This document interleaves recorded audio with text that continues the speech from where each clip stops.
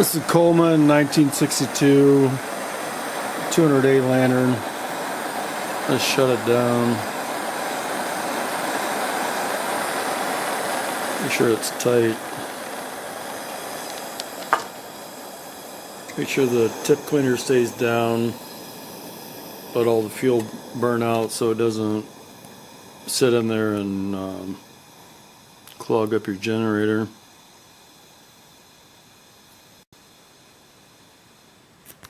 So it's out. When I put a new check valve in this, and it didn't leak with air, but with fuel,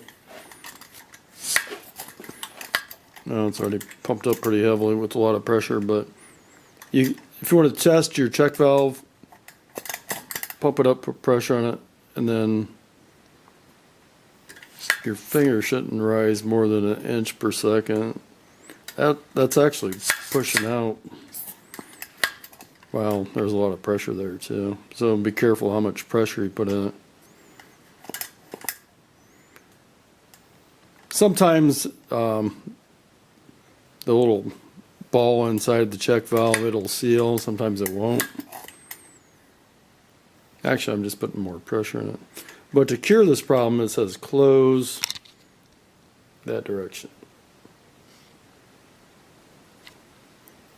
So there's actually air coming out of there. You're going to lose pressure if you do not do this. Push it all the way down and tighten it, and the jet screw, it'll seal it and there won't be any more air coming out. See, it doesn't push back. So if you're losing pressure from your lantern, your check valve, nearly, I would say, more than half of check valves do actually leak, even if they're brand new. So simply, after you pump it up, just turn it clockwise, tighten it up, and it should seal off. You can actually test it,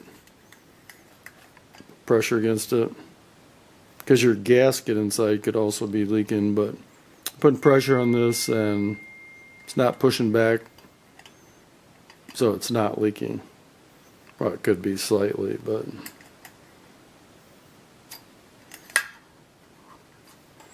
that's closed, and should be safe. If you don't feel safe, you can always let it sit for about 10 minutes and then loosen the filler cap gasket, let the pressure out, and then tighten it back up. But make sure you let it cool down for 10 minutes, or else it might spray a little bit of fuel, and if it's hot, your whole lantern could catch on fire.